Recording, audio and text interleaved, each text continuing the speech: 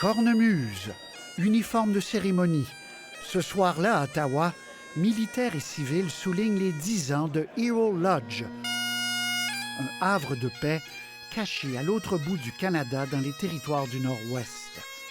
Sur le bord du grand lac des Esclaves, ce camp dans la nature a été imaginé par l'ex-lieutenant Jocelyn Démétré, un vétéran de l'Afghanistan.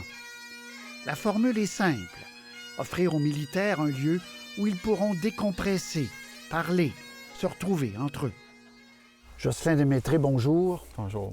Nature extraordinaire. Oui, on est bien ici. C'est un beau petit coin de paradis. Une nature qui vous calme. Après des expériences traumatisantes, vous, la nature, ça a toujours été un endroit pour vous apaiser. Oui, tu sais, j'ai déjà entendu un jour, le meilleur médecin, c'est la nature. Là. Puis moi, je crois à ça. Tu sais, c'est apaisant. Puis moi, ça me fait du bien, un grand bien, énormément. Là. Ouais. Vous êtes très impliqué pour aider des gens comme vous, des militaires canadiens qui sont allés au combat ou qui sont allés dans des missions, qui reviennent, je vais employer le mot « poqués », mais qui reviennent angoissés, qui reviennent avec des syndromes. Pourquoi vous êtes impliqué d'abord? Bien, moi, j'ai trouvé, en revenant de mission, surtout mon deuxième tour, quand tout a décanté, j'ai trouvé qu'il y avait un manque à gagner à l'intérieur. Là. Puis, tu sais, je l'appelle un peu la bête, là, tu sais, de nourrir la bête. Puis, je trouvais qu'il me fallait quelque chose pour nourrir ça. Puis, tu sais, au lieu d'aller vers l'alcool, la drogue ou les sensations fortes, moi, je suis allé vers la nature, le plein air, la forêt, tout ça, la pêche, la chasse. Ça vous a sauvé? Moi, ça a nourri la petite bête en moi, là, parce que quand je suis revenu, j'ai eu des années noires. Là. Tu sais, tu passes avec beaucoup d'adrénaline à avoir zéro chance, aucune chance à l'erreur. Puis là, tu tombes dans un genre de Disneyland, parce que c'est ça que le Canada est, là, comparativement au théâtre opérationnel. Tu sais, vous l'avez connu, vous aussi. Là. Fait que tu arrives ici, tu as comme un manque à gagner. Tu as quelque chose à combler. Est-ce que les gens savent, d'après vous, à quel point il y a du monde qui ont besoin d'aide, des anciens combattants? C'est... on a perdu encore 2 cette semaine par le suicide. Puis, 2 cette semaine? Oui, 2 cette semaine. Puis, pour pas les nommer, c'est un que je connaissais qui est allé en Afghanistan en 2010 avec nous autres, puis l'autre que je connaissais moi. Mais tu sais, c'est de voir que encore aujourd'hui, après 15 ans, 16 puis 17 ans, que c'est encore là. Hein, tu sais. Comment ça se fait que c'est encore autant là, justement? Bien, moi, personnellement, si je parle pour moi-même, tu sais, ça te colle à la peau. Tu sais, moi, j'ai eu des dommages collatéraux, j'ai pris des mauvaises décisions. Puis, tu sais, malheureusement, tu sais, il y a des scènes qui vont me rester dans la tête toute ma vie. Là, ça te colle à la peau. Tu sais, on a beau dire, c'est pas de ta faute, t'as pris la bonne décision. N'empêche que ça te reste. Là, vous vous sentez encore coupable pour des pertes qu'il y a eu là-bas, pour des décès qu'il y a eu là-bas? Absolument. Puis, une des journées que je regrette, par la bande, vous avez été touché gravement, vous. La première fois où j'ai rencontré Jocelyn Démétré, c'était au mois d'août 2007, en Afghanistan. Charles Dubois et moi réalisons alors un reportage pour mieux comprendre cette mission lancée en 2001 pour chasser les talibans et sécuriser le pays. Démétré était commandant de peloton. Si aujourd'hui il se sent coupable, c'est que quelques jours avant notre rencontre, lui et ses hommes n'avaient pas été en mesure de sécuriser le périmètre. Le 22 août, on avait donc lancé une opération de force, la première importante du 22e cet été-là, dans la province de Kandahar. Ce qui devait être une mission rapide s'est transformé en bataille de plus de 10 heures. Charles et moi étions dans un des blindés. On reste en trace. Appuyez les trucs. Stop! Stop! Vas-y, avance.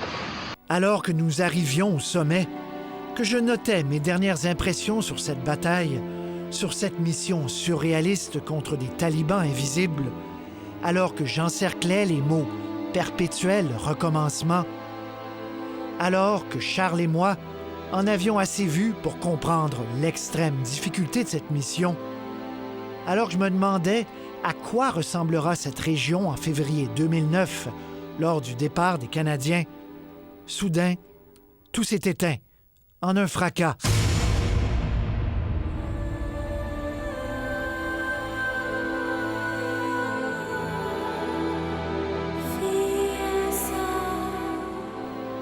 En reculant, notre véhicule a frappé une mine dissimulée sous une épaisse poussière de montagne.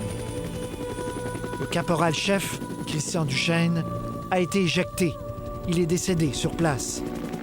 L'adjudant-maître, Mario Mercier, notre guide, n'a rien pu voir non plus de la fin de l'histoire, étant placé juste au-dessus de l'explosion. Expulsé lui aussi, l'interprète afghan des forces canadiennes est mort en route vers la base de Kandahar.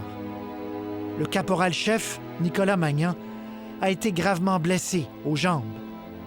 Dans le véhicule, il ne restait que Charles et moi, sonnés.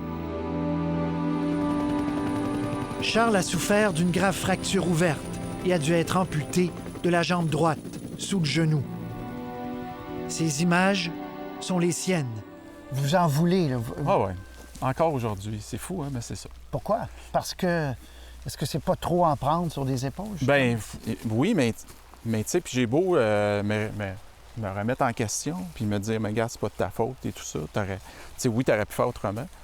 Puis non, ça me reste dedans pareil. Puis tu sais, on a eu malheureusement des dommages collatéraux. Tu sais, il y a un certain soir qu'on a...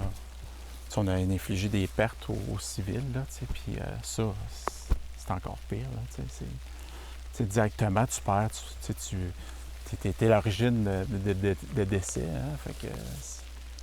Dans cette fameuse journée du 22 août 2007, l'adjudant-maître Mario Mercier, qui était très aimé dans notre communauté, est décédé sous nos yeux, là, de Charles Dubois et moi. Ouais. Et à la fin du reportage de l'époque, je le citais parce que lui disait qu'il était fier de venir aider les Afghans. Il dit, si on peut aider, là, je me souviens de son expression, si on peut aider, on va aider.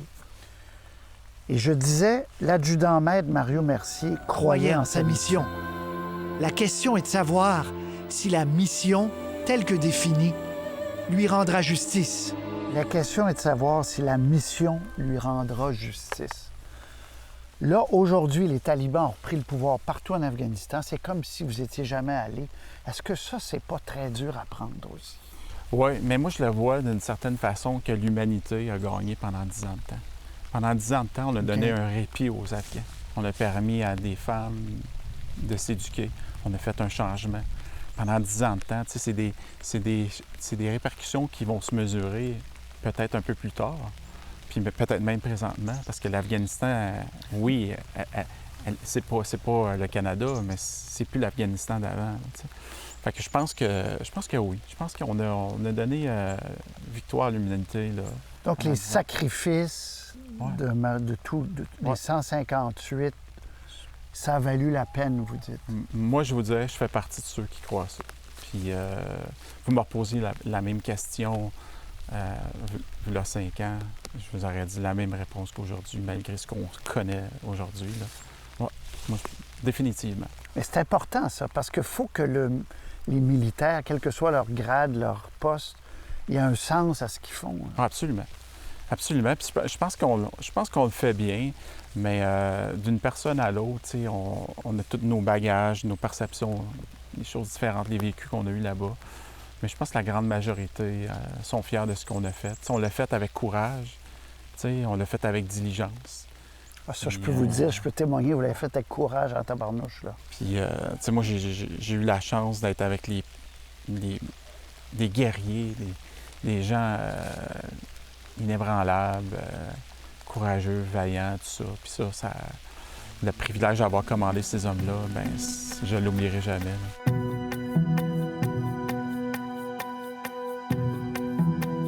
J'ai eu l'occasion d'avoir, pour une petite partie de pêche, le Carey Price, Paul Byron ici. Puis il venait de finir la finale de la Coupe Stanley. Puis il était en train de décanter ça, puis on parlait de ça. Puis moi, je disais, moi, je l'ai eu, ma Coupe Stanley, en Afghanistan. Là. Comme un peloton en Afghanistan. Pour moi, ça a été ça. C'est le summum d'une carrière, comme on pourrait dire. Là. Je l'ai vécu. T'sais.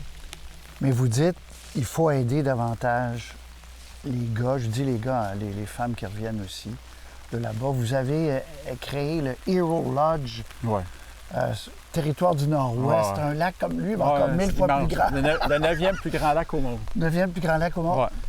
Ouais. Vous n'avez pas d'aide pour ça, mais vous le faites. Est-ce que vous devriez être aidé par les Mon rêve, c'est vétérans? ça. Mon rêve, c'est ça.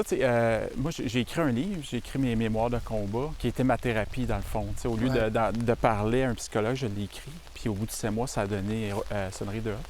Puis tous les fonds que je ramasse encore aujourd'hui, ça a été pour amener des militaires là-bas. Puis je continue à le faire. Puis oui, j'ai cogné à des portes, puis on n'a pas d'aide. On fait tout ça nous autres mêmes.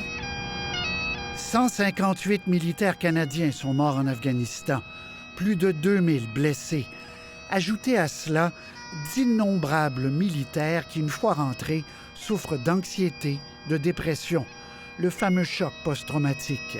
Encore aujourd'hui, d'ex-militaires se suicident régulièrement. Le Hero Lodge, depuis 10 ans, affiche complet, en majorité des hommes, mais aussi des militaires femmes. Toute l'expérience vécue là-bas, c'était les guides qui se sont occupés de nous, mais pour moi, c'était une totale nouveauté. Puis j'avais pas idée de l'effet positif que ça aurait pu avoir sur moi jusqu'à temps que j'arrive dans le bateau, dans le Zodiac, sur l'eau, tout seul au monde, dans un endroit inconnu. Ça a été un moment magique d'être enfin non seulement seul dans nos pensées avec soi-même, mais seul dans une immensité comme ce que c'est le Grand Lac des Esclaves. Là. On s'est fait un devoir de dire merci à Jocelyn, puis de laisser notre marque là-bas au lodge. On l'a cloué au mur, en fait, de son lodge en disant voici, il y a eu des femmes, il y a eu une première, on va revenir, fish on. Et pour les vétérans, ça fait une différence de ne pas se retrouver là. C'est sûr que ça ne règle pas tout, mais ça fait une différence. Mais on en sauve. Je vous dis, on en sauve. On en sauve. J'ai été avec 4 vétérans que je connaissais pas, puis la chimie se fait tout de suite. On a tout notre langage, on a toutes les mêmes façons de se parler, de se comprendre. Des fois, il y a des non-dits qu'on comprend tous. Puis d'aller voir été là, pour moi, c'était... Premièrement, vivre l'expérience, c'est pas juste une expérience de pêche. Là. Même l'expérience de pêche, c'est secondaire. C'est l'expérience d'être là, puis de contribuer à la cause aussi, de se dire, je suis pas tout seul, je suis sorti d'être tout seul, parce qu'on en parle à nos familles ou presque pas, puis ils comprennent pas. Et on peut pas parler des choses de la même façon qu'avec des boys. Il y a des gens qui ont dit des paroles qui m'ont fait, moi, me sentir coupable d'avoir eu la misère dans la vie, ou qui me comprenaient. Puis quand je suis revenu, je me suis dit, OK, il vient de se passer quelque chose dans ma vie. Là. J'étais différent. Là. Toutes les histoires qui se comptent là, les histoires ont déjà été contées. Sauf que là-bas, on est entre nous autres. Même si je connais pas personne, je sais très bien qu'est-ce qu'elle a vécu. Puis vice-versa, c'est la même chose. Là. Fait que oui, il y a des rires, puis oui, il y a des pleurs. Mais je veux dire, on sort de là, puis tout le monde sort de là de bonne humeur. Yeah! Jocelyn ne roule pas de business. Jocelyn roule un centre de thérapie. 200 ex-militaires sont passés par le Hero Lodge, qui ne reçoit aucune subvention. De l'entraide à l'état pur, alors que les besoins de réconfort sont immenses, même 9 ans après le départ des soldats canadiens. 40 000 membres des forces canadiennes ont servi en Afghanistan entre 2001 et 2014. La plupart sont encore fiers d'avoir au moins essayé d'améliorer les choses là-bas. Qu'est-ce que vous dites aux gens, là, le jour du souvenir? C'est quoi pour vous? Qu'est-ce qui est important dans ça? Premièrement, le jour du souvenir, ça devrait pas être juste non plus triste. Ça devrait être festif pour moi, en tout cas. Ça l'est beaucoup pour moi et ma famille. C'est de fêter, justement, pour mes enfants, c'est le fait que je sois revenu, que je suis là encore debout. Puis c'est de fêter à quel point on a, nous, les Canadiens, des soldats valeureux, courageux, qui s'investissent dans d'autres sociétés, dans d'autres communautés. Puis comme Mario disait si bien, si moi, j'aurais été à leur place, j'aurais aimé ça me faire aider. Pas sincèrement que si j'étais dans les mêmes conditions de ce que je vois depuis que je suis ici, j'aimerais ça que quelqu'un m'aide. À même titre que quand c'était nos propres Canadiens dans le verglas, dans Oka, on a aidé notre monde, je pense à la même chose. C'est les valeurs qu'on cultive chez nous. Puis c'est ce c'est ce qu'on fait. Fait que le 11 novembre, ça devrait être festif aussi. Là. Autant que de souvenirs de ceux qui sont plus là pour la fête avec nous.